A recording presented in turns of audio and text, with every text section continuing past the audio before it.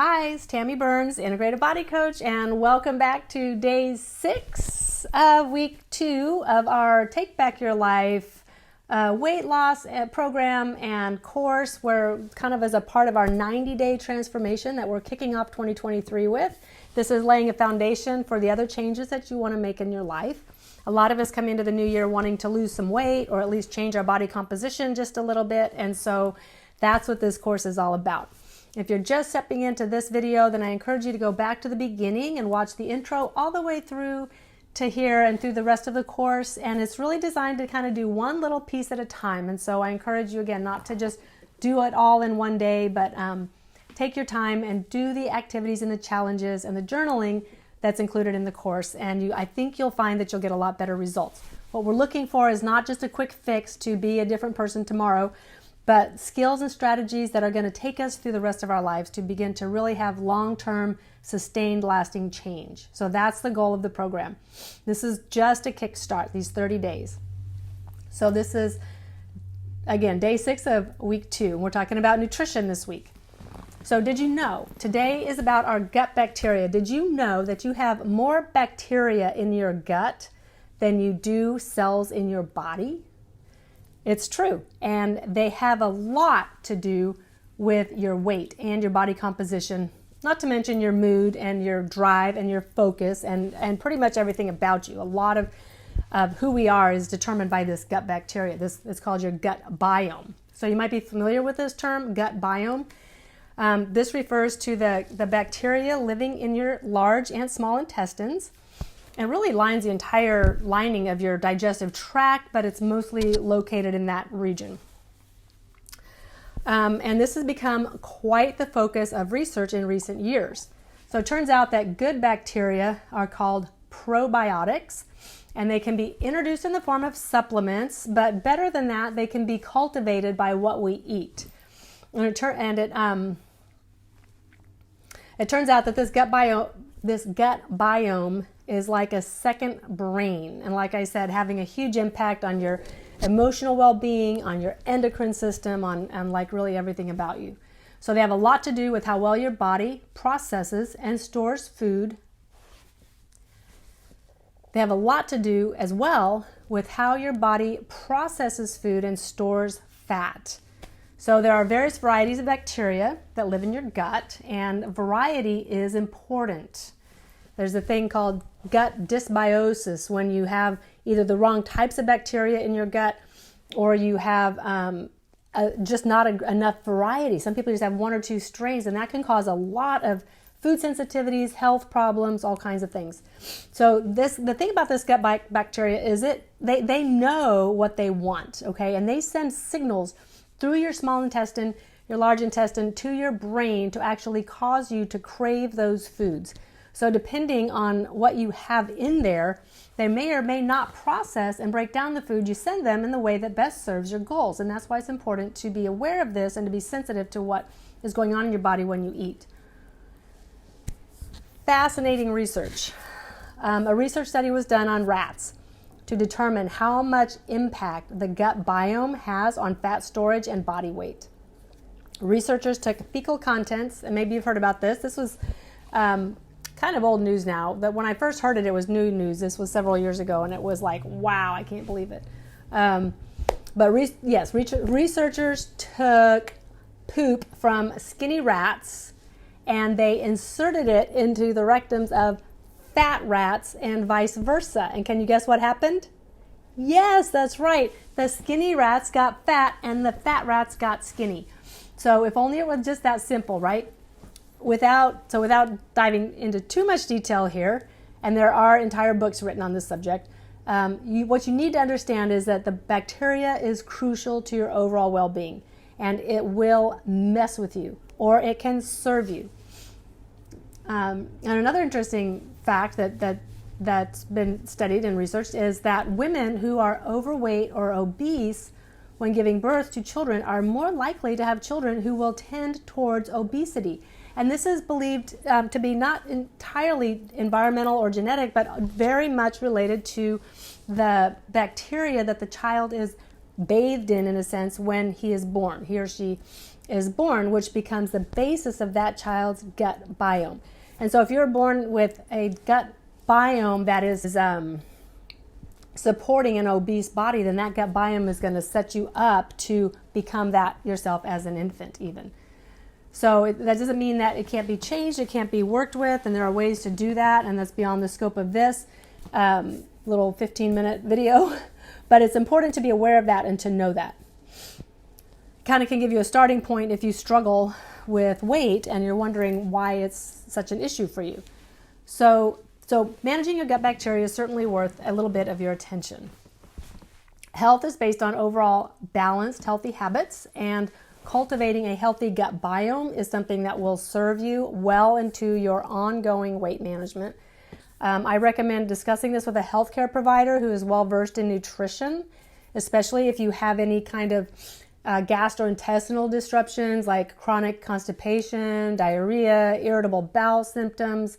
A lot of these conditions can be greatly managed through diet and proper probiotics. And again, that's beyond the scope of my credentials and this program to discuss that, but I want you to know there are a lot of resources out there and places that you can go, products you can take, diets you can get on, that you can work out what's best for you with your own healthcare practitioner that is more qualified to do that. So one thing is certain, however, and that is that by eating a balanced and healthy diet like we've been talking about, you will begin to cultivate a gut biome that will serve you. So daily input of complex carbohydrates, including vegetables, green leafies, complex starches, things like that, along with healthy fats and protein, will drive out the bad bacteria who thrive on simple sugars and will support the healthy ones. And the other thing that you need to understand is that they will not give up without a fight. Okay, so this is a large driver of your elephant, your inner elephant, and it will lead you astray. So awareness of this, again, can help you overcome it until you have a better balance of bacteria that will appreciate and drive you to healthier food choices and reduce food cravings. So the bottom line there is, don't be surprised if you have some cravings, if you get a little grumpy, maybe a little gassy, maybe a little, if there's a battle going on in there. So as you work to change your eating habits, give yourself time, be patient. Don't expect to be all changed all at once tomorrow, and just understand these different drivers and dynamics that are going on behind the scenes. Okay, and again, that inner elephant is just a great metaphor to visualizing,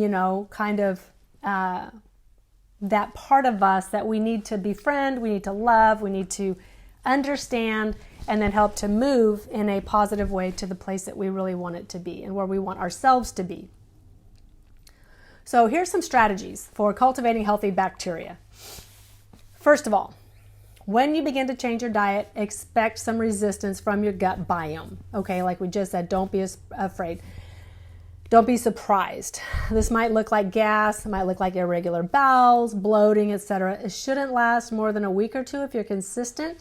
So just be patient with that. And if you have severe complications, definitely consult a medical practitioner.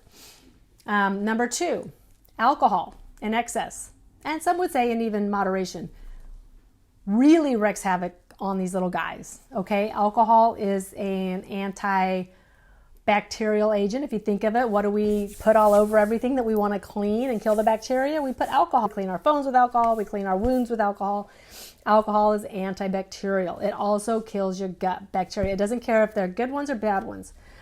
So know that when you're consuming alcohol, you are kind of making it more challenging to fix that gut biome. So it's wise to avoid or limit it, especially while you are trying to establish a healthy biome. Number 3, a prebiotic. You might hear talked about prebiotics. A prebiotic is a food that you can eat that supports and feeds the probiotics. So the probiotics are your healthy gut bacteria. Prebiotics, food that nourishes them.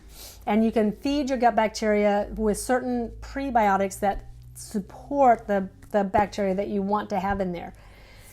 You can find an extensive list of foods that contain good prebiotics online. So just Google it and you'll see all kinds of stuff. But here's just a short list, a quick list. One is fermented foods, things like sauerkraut, kimchi, pickles, sauerkraut. Now, if you're going to get pickles and sauerkraut, you want to get the kind in the refrigerated section that have live bacteria in them. If you buy them on the shelves, they're not going to do a whole lot for your probiotic, for your gut bacteria. Okay, so if it's not being refrigerated and it's that, sauerkraut, pickles, stuff like that, be sure that you're getting it the fresh, the live stuff. And it'll say on there, they'll brag about it, I promise. If they have live bacteria in there, they're going to tell you on the label. But it's going to be in the refrigerated section. And kombucha is another one of those that you can actually make at home, but also you can buy kombucha that also is very good fermented food. Number 2, prebiotic is garlic, onions, and leeks. These are really good for your gut bacteria. Another one are Jerusalem artichokes, and then asparagus and bananas. So there's a short list.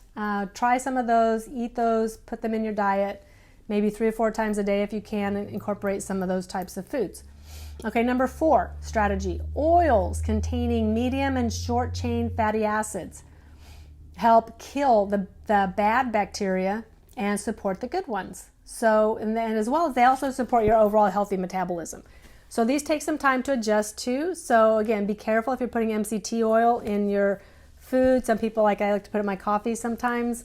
But be careful because it can cause you to have some loose stools or some gas and stuff like that. So be careful there and introduce it cautiously. And then number 5, you will most likely benefit from taking some sort of a probiotic supplement. This is this can be kind of expensive, but if you are eating a good healthy diet and you're still having problems in this area, you might want to consider introducing something. There's debate about how effective these are. Oftentimes what's in there will reproduce, but if there's a complete absence of a certain type of bacteria that your body needs, that's where introducing it through the use of a probiotic supplement might come in handy. Because if it's not there to begin with, it can't reproduce, right? And so getting those in there can be complex, but I know that my medical practitioner, I see a naturopath, and she's just always says, if you're going to take probiotics, just mix them up. Like, don't get one kind and stick with it, but get one, and then next time buy another. When that runs out, buy a different brand or a different type. And that way you're just kind of, you're getting the variety, and then your body can build what it needs based on the food that you're feeding it. So that's it on the strategies and tips and ways that you can kind of help support a healthy probiotic. Now, for our journaling today, what I would like to encourage you to do is in your journey, just kind of write some of your thoughts about this. How much do you think your gut biome right now might be affecting your current health and weight based on today's information? Because we're all unique and individual. And we talked before about how it is so complicated to decide how much am I burning, where is it going, how much am I supposed to eat, what is this calories in, calories out? It really does matter, but how do we count it? And it's not about always just counting it accurately. It's about saying, okay, I've got my calories right, but I'm still not feeling great and I'm still hanging on to these extra pounds. What's going on? Or I can't keep myself out of the potato chip or popcorn bag or the freezer with the ice cream. I'm just being driven to these things and it seems like I'm out of control. Well, maybe there's a big part of you that is controlling that. So could it be your gut biome? Ask yourself, how is my gut biome affecting my current health and weight and attitude and emotions? And maybe could there be some work done there? And then just write some thoughts and actions that you could take immediately to improve this. Again, I can't tell you what you need to do because we each have a different environment. We have different lifestyle, different families, different diets, different cultures, different drivers. And so think about your situation. What can you do to maybe help improve your gut biome? Baby steps. We don't have to change it all. Little baby steps. What can you do? And just journal about that. Okay, so that's your journaling activity. And then the challenge for today is just eat something fermented today. And no, alcohol doesn't count. Okay, that's counterproductive. But something, maybe a kombucha instead of your evening wine. I've adopted that now as a new habit. I have kombucha every evening and I love it. And I don't get dull and stupid.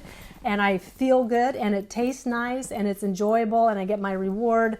And it's just been a really good replacement for my evening habit of having wine. And I'm benefiting tremendously. My mood and my weight, how I feel in the morning and how I sleep at night. But eat something fermented today. And then another link in the bottom, here's just a resource for you. There's a couple of them. One is the Bulletproof brand. Perhaps you've heard of Bulletproof Coffee. They have a really good MCT oil called Brain Octane. So I buy that, and I like to use it to cook with because it can be cooked at high temperatures. And I also like to use it for, sometimes I put it in my coffee, sometimes I'll just put it on my salad, or just if I want some healthy MCT oil, that is a really good one. It doesn't taste like anything, but it just picks up the flavor of whatever you're cooking with it. It's called Brain Octane. Dr. Andrew Huberman Labs podcast. He has a great 2-hour podcast about this. I put a link below to that. That will tell you a lot more than you may want to know, but it's very extensive, very scientific. He's a professor at Stanford. Good stuff. And then one more link, Carolyn Leaf. We've talked about her with the Neurocycle app. She also has a podcast, and I put a link below about your emotions, your mind, emotion, and gut connection. And so I listened. This was a very good podcast. I put it in here for you to check out if you're interested in that. So with that, we are done about our conversation on gut biome. And I hope you have an awesome rest of your day. And I hope you found this interesting. If you did, be sure to subscribe, like, and share with a friend. And if you have any questions, don't hesitate to comment or reach out to me. And I would be happy to discuss these things in more detail with you. See you back here tomorrow.